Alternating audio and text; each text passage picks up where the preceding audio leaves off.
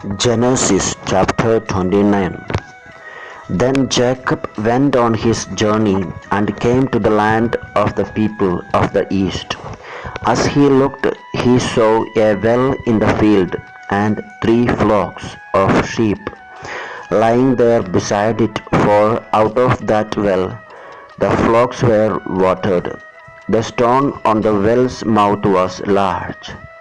And when all the flocks were gathered there, the shepherds would roll the stone from the mouth of the well, and water the sheep, and put the stone back in its place on the mouth of the well. Jacob said to them, "My brothers, where do you come from?" They said, "We are from Haran."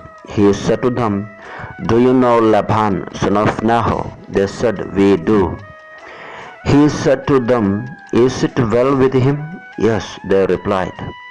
"And there is his daughter, Rachel, coming with the sheep." He said, "Look, it is still broad daylight. It is not time for the animals to be gathered together. Water the sheep and go pasture them."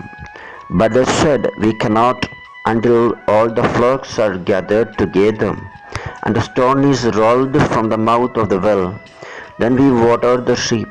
While he was still speaking with them, Rachel came with her father's sheep, for she kept them. Now when Jacob saw Rachel, the daughter of his mother's brother Laban, and the sheep of his mother's brother Laban, Jacob went up and rolled the stone from the well's mouth and watered the flock of his mother's brother Laban. Then Jacob kissed Rachel and wept aloud, and Jacob told Rachel that he was her father's kinsman, and that he was Rebekah's son. And she ran and told her father. When Laban heard the news about his father's son Jacob, he ran to meet him. He embraced him and kissed him and brought him to his house. Jacob told Laban all these things, and Laban said to him, "Surely you are my bone and my flesh." And he stayed with him a month. Jacob marries Laban's daughters. Then Laban said to Jacob, "Because you are my kinsman, should you therefore serve me for nothing? Tell me, what shall your wages be?" Now Laban had 2 daughters. The name of the elder was Leah, and the name of the younger was Rachel. Leah's eyes were lovely, and Rachel was graceful and beautiful.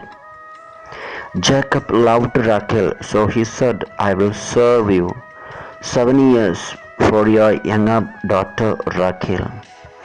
Laban said, "It is better that I give her to you than that I should give her to any other man. Stay with me." So Jacob served 7 years for Rachel, and they seemed to him but a few days, because of the love he had for her. Then Jacob said to Laban, "Give me my wife, that I may go into her, for my time is completed." So Laban gathered together all the people of the place and made a feast. But in the evening he took his daughter Leah and brought her to Jacob, and he went into her. Laban gave his maid Zilpah to his daughter Leah to be her maid. When morning came, it was Leah, and Jacob said to Laban, "What is this you have done to me? Did I not serve you? Did I not serve with you for Rachel? Why then have you deceived me?"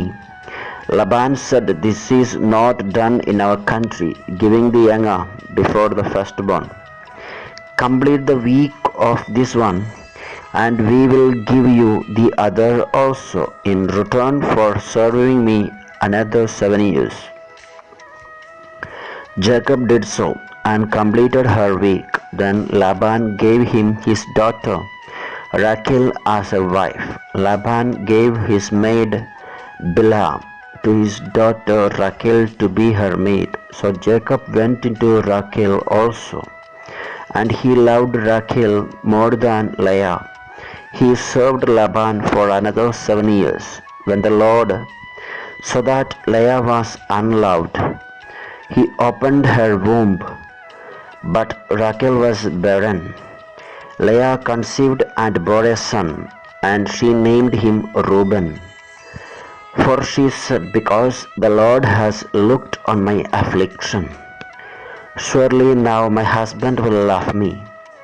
She conceived again and bore a son, and said, because the Lord has heard that I am hated, he has given me this son also. And she named him Simeon. Again she conceived and bore a son, and